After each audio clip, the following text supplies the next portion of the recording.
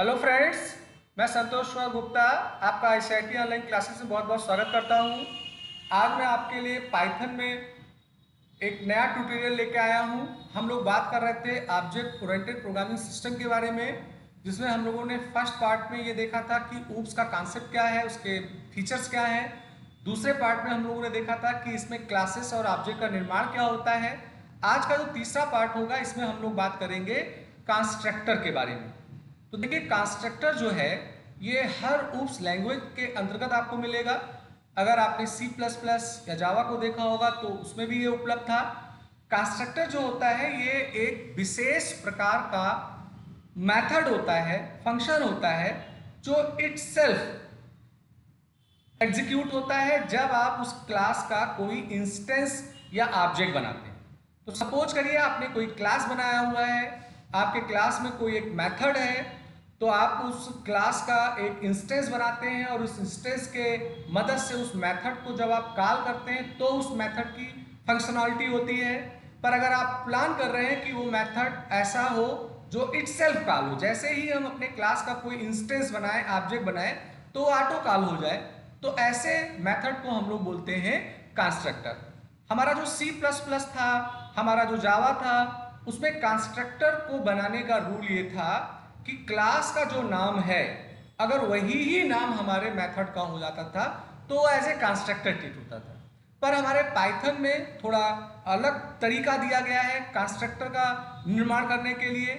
Specially constructor जो होते हैं पाइथन में, ये दो प्रकार के होते हैं। एक पैरामीटराइज कंस्ट्रक्टर होता है और एक नॉन पैरामीटराइज कंस्ट्रक्टर होता है।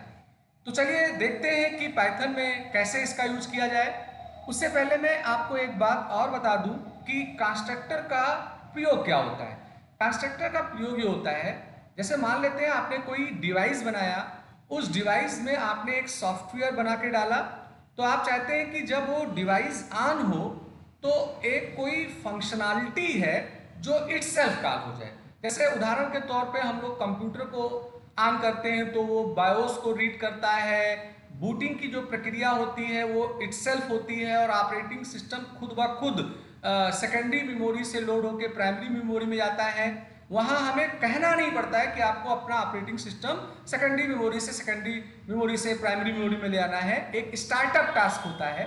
तो ऐसी अगर कोई ज़रूरत होती है तो उसके लिए हम लोग कंस्ट्रक्टर मेथड का प्रयोग करते हैं। हमारा जो पाइथन है, इसमें अगर आप कंस्ट्रक्टर मेथड बनाना चाहते हैं तो उसके लिए एक इन्होंने फंक्शन या कीवर्ड कह सकते हैं दिया है, INIT। INIT के पहले 2 अंडरस्कोर लगेगा, INIT के बाद 2 अंडरस्कोर का निशान लगेगा, 2 पहले 2 बाद, और फिर इसका ब्रैकेट माने पैरेंथेसिस ओपन और क्लोज होगा। तो जब भी आप किसी मेथड को पाइथन में देखें जो इस नाम से शुरुआत हो, तो आप तुरंत जान जाओ कि वो कंस्ट्रक्टर टाइप का मेथड होता है।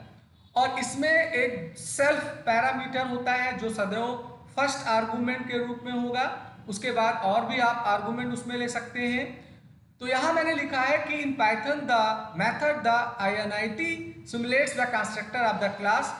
This method is called when the class is initiated, it accepts the self keyword as a first argument which allow accessing the attributes or method of the class। माने अगर आपने constructor type का method बनाया हुआ है तो उसमें अगर आप अपने क्लास के किसी एट्रीब्यूट्स को या मेथड को इन्वोक करना चाहते हो, यूज करना चाहते हो, तो उसके लिए सेल्फ कीवर्ड के माध्यम से हम लोग उसको करते हैं। We can pass any number of argument, माने हमारा जो कंस्ट्रक्टर होगा उसमें हम बहुत सारे आर्गूमेंट, बहुत सारे पैरामीटर रख सकते हैं, मगर कंपलसरी है कि उसका जो स्टार्टिंग होगा वो हमारा सेल्फ ही होगा। Depending upon the INIT definition, it is mostly use to initialise the class attribute. यानी जो कंस्ट्रक्टर होते हैं इनका प्राय यूज किया जाता है हमारे जो क्लास के एट्रीब्यूट्स हैं, माने डेटा आइटम है, उनकी अगर कोई प्रारंभिक वैल्यू या उनका इनिशियलाइजेशन करना होता है तो उसके लिए कंस्ट्रक्टर का हम लोग प्रयोग करते हैं। हमारे हर क्लास में एक कंस्ट्रक्टर होना अनिवार्य है, और अगर आप कंस्ट्रक्टर नहीं भी बनाते हो तो आपका पाइथन खुद से एक डिफॉल्ट कंस्ट्रक्टर क्रिएट कर लेता है आपके क्लास के एट्रीब्यूट्स के इनिशियलाइजेशन करने के लिए, वैल्यू को इनिशियलाइज करने के लिए।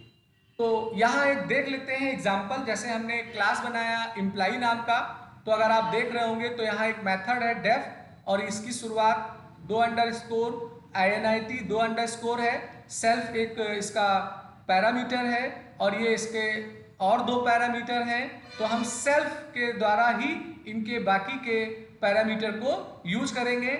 और ये एक कंस्ट्रक्टर मेथड है, यानी इसका काम ये होगा कि जब आप इस क्लास का कोई इंस्टेंस बनाएंगे तो ये इटसेल्फ कॉल होगा और जो 2 वैल्यू आप भेजेंगे वो इसके अंदर इनिशियलाइज हो जाएगा और यहाँ डिस्प्ले में इनको दिखाने का काम किया गया है। तो आप देखो तो जैसे एम्प्लॉई का एक इंस्टेंस बना, एम्प्लॉई का 2 इंस्टेंस बना। तो चूंकि ये पैरामीटराइज कंस्ट्रक्टर है, नेम और आईडी यहाँ देना जरूरी है। तो जब आप इस प्रोग्राम को एग्जीक्यूट करोगे तो पहली वैल्यू संतोष और उसका आईडी 101 पास हुआ है, तो यहाँ नेम को रिसीव होगा संतोष, आईडी को 101 होगा और वही इनिशियलाइज हो जाएगा और उसी को प्रिंट कर देगा। फिर एक इंस्टेंस बनाया गया है तो जो दूसरी डिटेल भेजी गई है वो उस डिटेल को प्रिंट करने का काम करेगा। तो ये एक कॉन्सेप्ट होता है कंस्ट्रक्टर को बनाने के लिए। अब हमारा कंस्ट्रक्टर 2 प्रकार का है, एक नॉन पैरामीटराइज और एक पैरामीटराइज। तो the non parameterise constructor uses when we do not want to manipulate the value or constructor that has only self as an argument। माने ऐसा कोई कंस्ट्रक्टर फंक्शन जिसमें केवल सेल्फ आर्गुमेंट होगा, हम कोई वैल्यू वगैरह का मैनिपुलेशन उससे नहीं कराना चाहते हैं, तो उस स्थिति में हम लोग नॉन पैरामीटराइज कंस्ट्रक्टर का प्रयोग करते हैं। जैसे यहाँ पे अगर आप देखें तो इस कंस्ट्रक्टर में केवल सेल्फ पैरामीटर है और इसमें एक मैसेज प्रिंट कराया गया है, यहाँ भी एक मैसेज प्रिंट हुआ है। तो अगर आप देखो तो यहाँ जैसे ही इस स्टूडेंट का इंस्टेंस बना तो वैसे ही ये वाला कंस्ट्रक्टर कॉल होगा और ये मैसेज प्रिंट होगा, पर ये जो है ये कंस्ट्रक्टर नहीं है। तो इसे यहाँ पे देखिए बुलाया गया है और जो वैल्यू भेजा गया है वो उस वैल्यू को दिखाने का काम करेगा। तो ये नॉन पैरामीटराइज है। और वहीं पैरामीटराइज कंस्ट्रक्टर में क्या होता है कि सेल्फ तो पहला आर्गूमेंट होएगा ही होगा, साथ साथ कामा करके हम और जितने चाहते हैं आर्गूमेंट पैरामीटर उनको हम बताएंगे। तो यहाँ पे क्या होगा कि जब आप इसका इंस्टेंस बनाएंगे तो आपको एक वैल्यू भेजनी होगी, वो वैल्यू इसमें जाएगी और उसके बाद में जो भी इसका कोड होगा उसको वो एग्जीक्यूट करेगा। तो होता क्या है कि हम आप जब प्लान करते हैं कि कंस्ट्रक्टर मेथड बनाएंगे और कोई वैल्यू नहीं सप्लाई करेंगे तो वो नॉन पैरामीटराइज होता है। और अगर हम प्लान कर रहे हैं कि जैसे ही हम अपने क्लास का इंस्टेंस बनाएंगे हम कुछ वैल्यू उसे भेजेंगे, वो इनिशियलाइज हो ऑटो, तो उसके लिए हम लोग पैरामीटराइज कंस्ट्रक्टर का प्रयोग करते हैं। एक होता है default constructor, when we do not include the constructor in the class और forget to declare it, then that becomes the default constructor. जैसे मैंने पहले बताया था कि हर क्लास में एक कंस्ट्रक्टर का होना अनिवार्य है, पर अगर हम अपने क्लास में कोई कंस्ट्रक्टर का डिक्लेरेशन नहीं कर रहे हैं तो हमारा पाइथन खुद से एक डिफॉल्ट कंस्ट्रक्टर बना लेता है। It does not perform any task, ये कोई टास्क तो नहीं परफॉर्म करता है, मगर इसका काम होता है कि आपके जो ऑब्जेक्ट्स हैं उनका इनिशियलाइजेशन के लिए प्रयोग किया जाता है। तो आज के क्लास में मैंने आपको जो दिखाया कि कंस्ट्रक्टर और उसमें भी नॉन पैरामीटराइज और पैरामीटराइज कंस्ट्रक्टर की मैंने बात की है। तो चलिए उसको एक कोडिंग के जरिए देख लेते हैं। तो पहले मैं आपको पैरामीटराइज कंस्ट्रक्टर के बारे में दिखाऊंगा कि वो कैसे काम करेगा। तो मैंने अपना आईडी ओपन कर रखा है, मैं उस आईडी में जाता हूं और आपके लिए एक प्रोग्राम मैं टाइप करता हूं और उसका आप स्टेप देखिए कि कैसे क्या हो रहा है, फिर आप थिंक करिए कि वो क्या करेगा। तो देखिए यहाँ मैंने एक क्लास बनाया है, क्लास का नाम मैंने स्टूडेंट दिया, इंडेंट लगाया है ब्लॉक के लिए। अब मैं प्लान कर रहा हूं कि मैं एक कंस्ट्रक्टर बनाऊंगा। तो कंस्ट्रक्टर को अगर आप देखो तो मेथड के आगे डेफ लगाया ही जाता है, साथ साथ ये इसका डिफॉल्ट नेम आता है। तो यहाँ पे मैं क्या करूँगा कि यहाँ पर मैंने डेफ लिखा, 2 बार अंडरस्कोर लगाया, NIIT लिखा, INIT लिखा, 2 अंडरस्कोर फिर लगाया, यहाँ मैंने सेल्फ लिख दिया।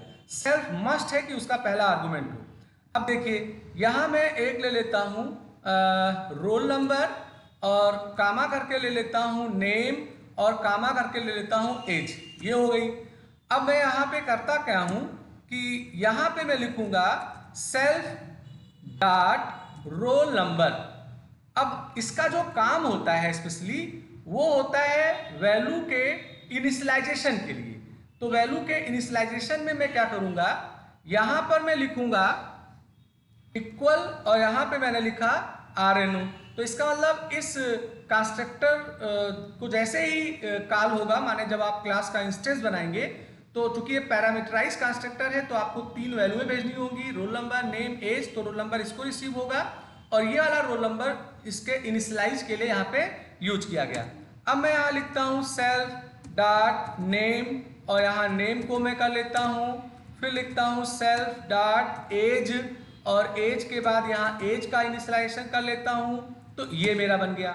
अब मैं क्या करता हूँ, एक डिस्प्ले मेथड बना लेता हूँ। जैसे मैंने यहाँ पे शो मेथड का नाम दे दिया है और शो मेथड में मैं इसको दर्शाने का काम कर लेता हूँ। तो यहाँ मैंने प्रिंट लिखा है। प्रिंट में मैं क्या करता हूँ कि पहले रोल नंबर को प्रिंट कर लेता हूँ, रोल नंबर के बाद नेम को प्रिंट कर लेता हूँ और नेम के बाद में मैं एज को प्रिंट कर लेता हूँ। अभी आप यहाँ क्या कर सकते हैं कि सेल्फ पैरामीटर का यूज कर सकते हैं। तो सेल्फ का यूज करेंगे तो इनके आगे हमें ऐसे सेल्फ का इस्तेमाल करना होगा। ये मैंने पिछले वीडियो में बताया था कि सेल्फ पैरामीटर क्या होता है। अब ये हमारा एक क्लास बन गया। तो ये जो क्लास है इसका नाम स्टूडेंट्स है। इसमें 2 मेथड हैं, एक कंस्ट्रक्टर टाइप का है वो भी पैरामीटराइज, और दूसरा जो है वो एक नॉर्मल मेथड है। अब मैं क्या करता हूँ, अपने क्लास का एक इंस्टेंस बनाता हूँ। जैसे मैंने स्टडी लिखा, इक्वल लिखा, स्टूडेंट्स लिखा और चूंकि ये पैरामीटराइज कंस्ट्रक्टर है इसलिए मुझे वैल्यूएं भेजनी होंगी। जैसे मैंने रोल नंबर 10 दे दिया, नेम में अपना संतोष ही दे देता हूँ गुप्ता, और फिर मैं अपना ही एज यहाँ पे दे देता हूँ। तो देखिए ये एक हमारा कंस्ट्रक्टर को इन्वोक करने के लिए हो गया। चूंकि इस स्टूडेंट नाम के क्लास में एक कंस्ट्रक्टर है और भी पैरामीटराइज है, तो जब हम अपने क्लास का इंस्टेंस बनाएंगे, ऑब्जेक्ट बनाएंगे, तो हमें 3 वैल्यूएं भेजनी होंगी। अब मैं स्टडी के माध्यम से अपने शो वाले मेथड को कॉल कर लेता हूं और इसको मैं सेव कर लेता हूं। पाइथन में किसी भी प्रोग्राम को एग्जीक्यूट करने के लिए सेव करना जरूरी होता है। तो यहाँ मैंने इसको सेव कर दिया है। अब मैं इसको यहाँ रन करता हूँ, देखता हूँ कि क्या इसका आउटपुट आता है। तो देखिए यहाँ पे 10 आ गया, संतोष गुप्ता आ गया, 47 आ गया। मैंने जो 3 वैल्यू भेजी थी वो वैल्यू यहाँ पे आ गई। तो स्पेशली कंस्ट्रक्टर एक विशेष प्रकार का मेथड होता है जहां हमें इसे अलग से इन्विटेशन नहीं देना होता है। देखिए यहाँ पे शो नाम का मेथड है, तो शो नाम के मेथड को मैंने यहाँ इन्विटेशन दिया है। अगर मैं ये लाइन न लिखूं तो शो वाला कॉल नहीं होगा। पर अगर आप देखो तो INIT माने कंस्ट्रक्टर वाला जो मेथड था उसको मैंने कोई अलग से आमंत्रण नहीं दिया है। जैसे ही मैंने अपने क्लास का इंस्टेंस बनाया है वैसे ही ये कॉल हो गया है।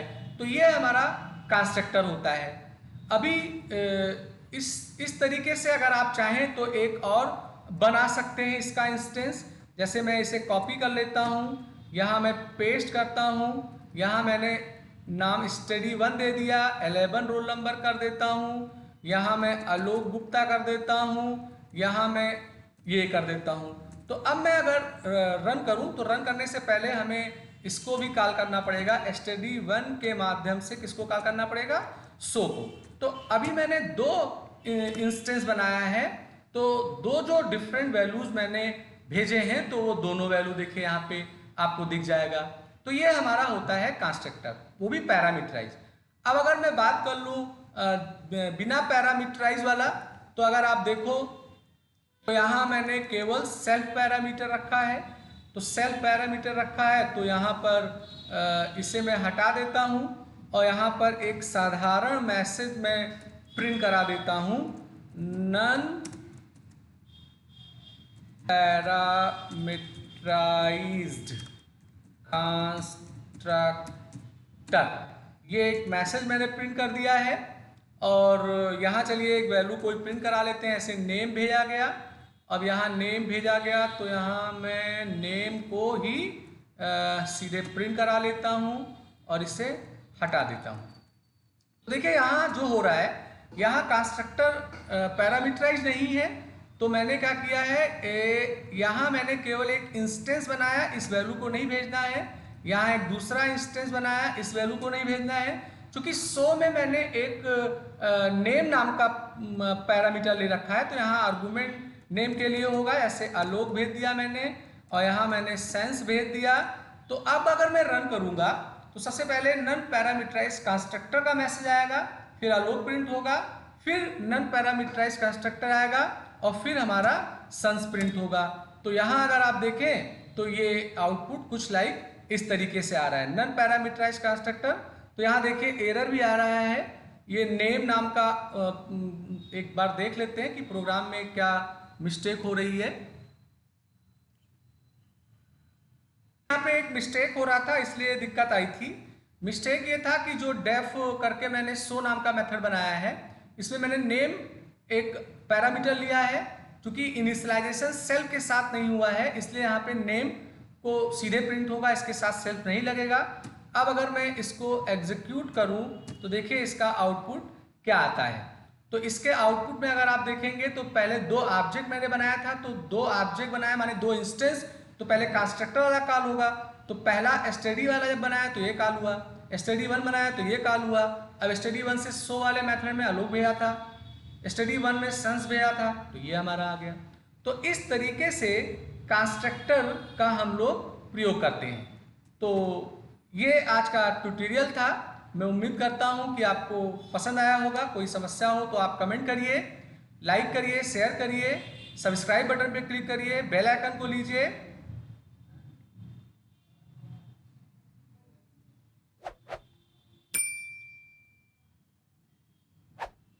इससे मैं कोई नया वीडियो बनाऊं तो उसका अलर्ट आपको तुरंत मिल जाया करे। तो आज का वीडियो मैं यही समाप्त कर रहा हूं। आपका दिन